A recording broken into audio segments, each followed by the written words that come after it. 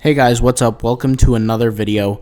I wanted to make this video to just prove to everybody that with print on demand, and this is truly my belief, that there is no such thing as getting lucky. This is why I always push working hard. This is why I always push, going out there and doing the work to the best of your ability and always trying to push yourself to move forward. This is a comment that I got from Miss Kisti, I think her name is. Shout out to you. I'm sorry if I pronounced your name wrong. She says, I created my account about 1 year ago with just 17 designs. And in it, and the last month, I got my first sale. Now, the reason why I say that it's, in my opinion, that you really can't get lucky when it comes down to print on demand is because I'm trying to say that sales, success, all these kind of things come from one predictor. And that's your analytics. And the first analytic that you can really use to guide yourself to kind of have an expectation as to how much money you can make on print on demand, regardless of what site you're on, is the amount of designs that you have. So let's just say, for example, that I have a normal 100 designs on my store, right? It's fair to say that within 100 days, for most people, right, let's say we took a random sample of 1,000 people, and I actually should pull up a whiteboard for this because this is actually kind of important. So I'm going to pull up a whiteboard, and let me just kind of explain this here. Let's say, okay, whiteboard, tutorial point. All right, so we have a normal bell curve, right?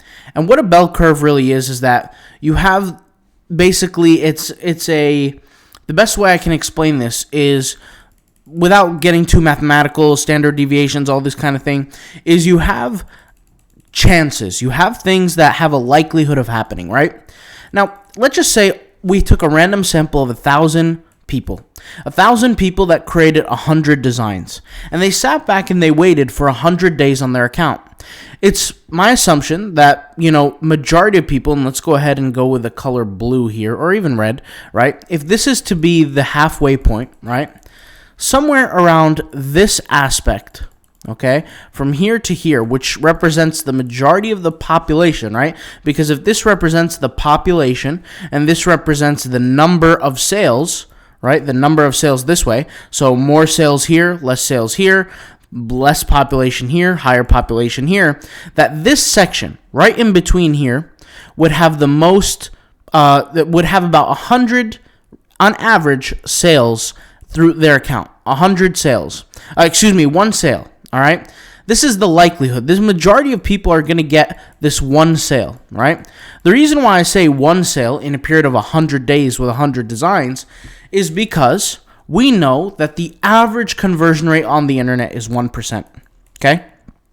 And if we took a Redbubble store for 100 days that had 100 designs, let's just say it's brand new. Let's just say on day 1 and day 2, all the 100 designs were created, and then the rest of the 98 days, we'd sit back and wait, right? Most people are going to have about one sale, which is somewhere in between here, right? So it might be, let's say, 66% of the population right here are going to get one sale, all right? There are people who are going to get less than one sale. They're going to get 0 sales. And they fit all in this category, right? They fit all in this category. And the reason why they fit in this category is because we know that the average conversion rate on the internet is 1%. So if the average conversion rate is 1% and their conversion rate, let's say, is anything less than 1%, then by default, through mathematics, that would mean they would need more than 100 days to get a sale. That's literally what it means.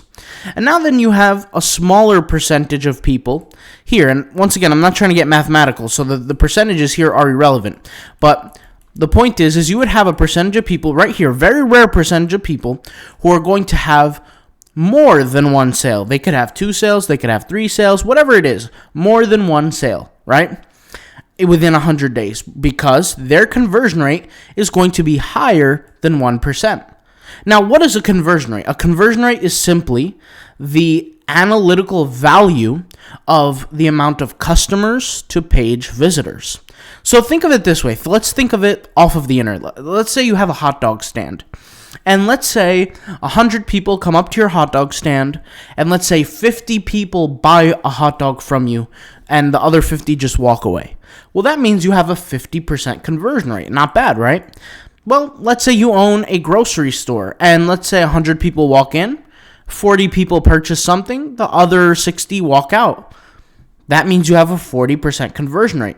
In the world of the internet, as the internet kind of continued going on and people became more comfortable with it, the conversion rates, believe it or not, actually dropped. And there was actually a history in time where conversion rates were very, very low in the beginning of the internet because nobody trusted it. Then the conversion rate rose, and as time is going on, since this rising period, the conversion rate started to decline.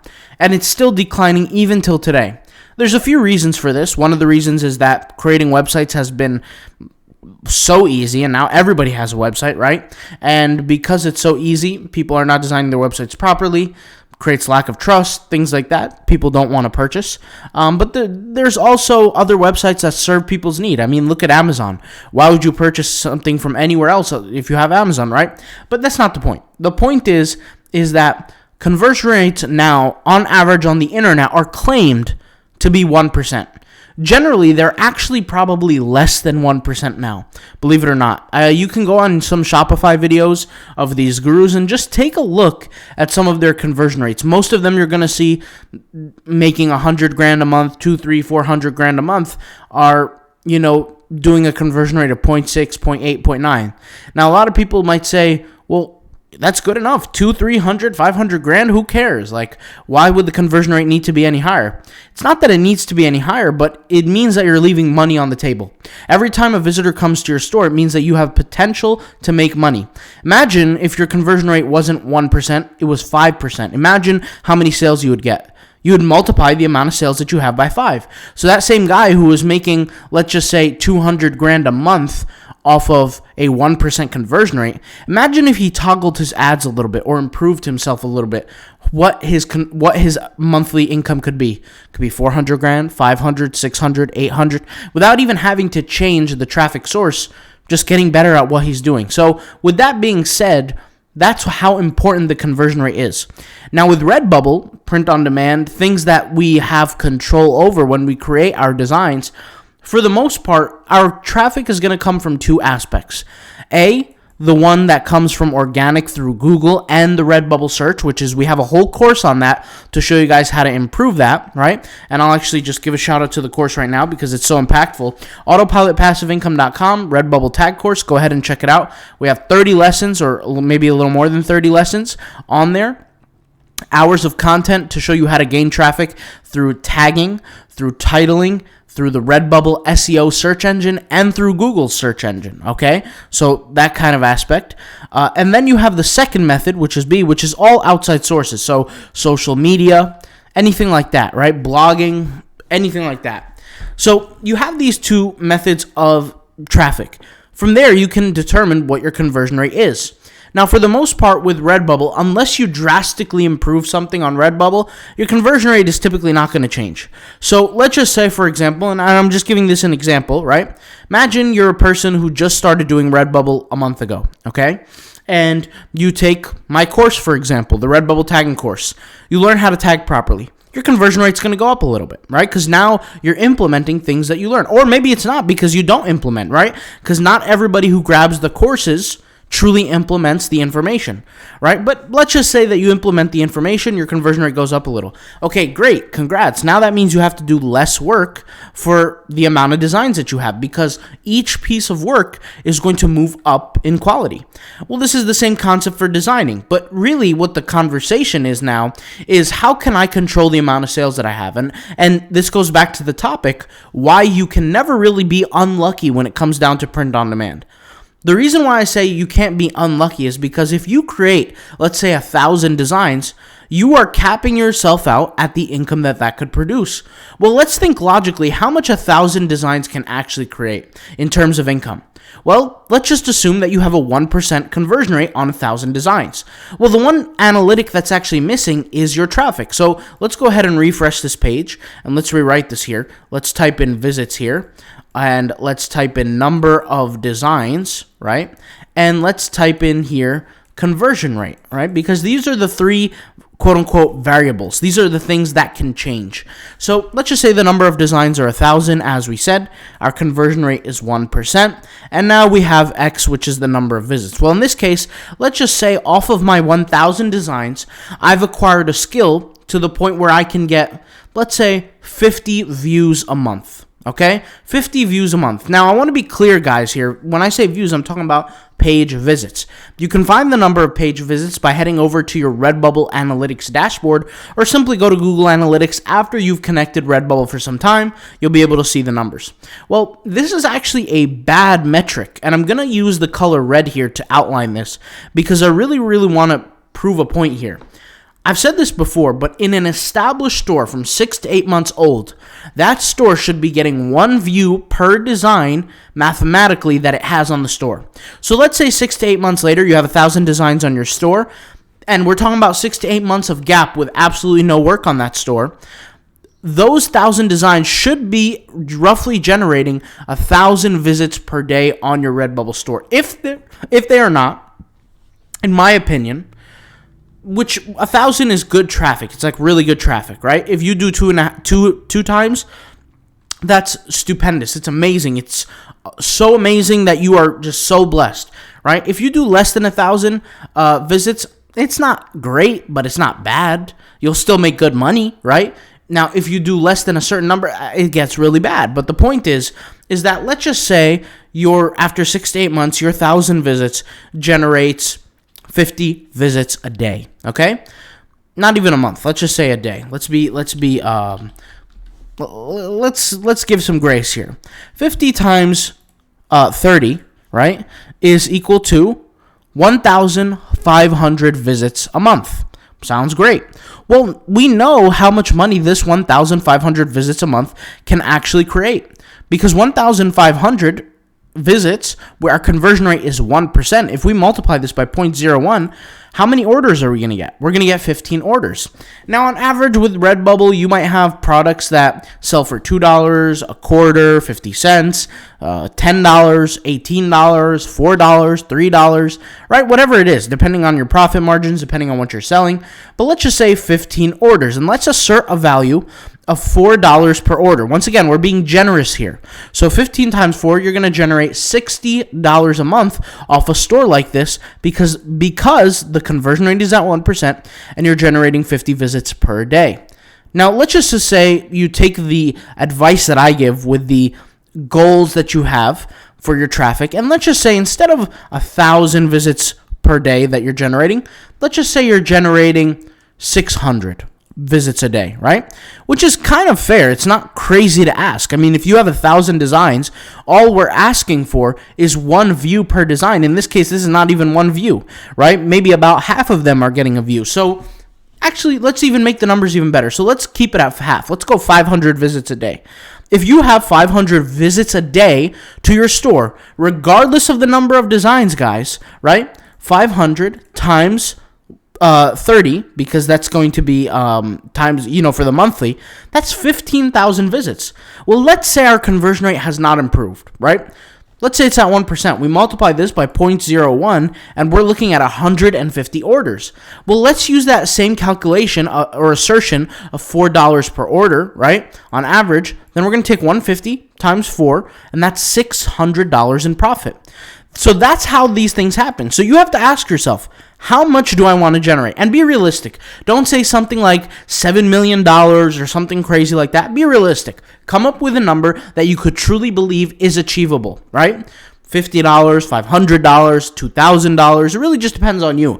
There was a single mom in the comments the other day who generates over $2,500 a month off Redbubble. She's using it to support her and her family, and she lives out there in the country. So I'm just giving this example where she doesn't have to go to work. She has enough money. Her house is paid off. Life is good where she can live. So my point is come up with a number that works for you.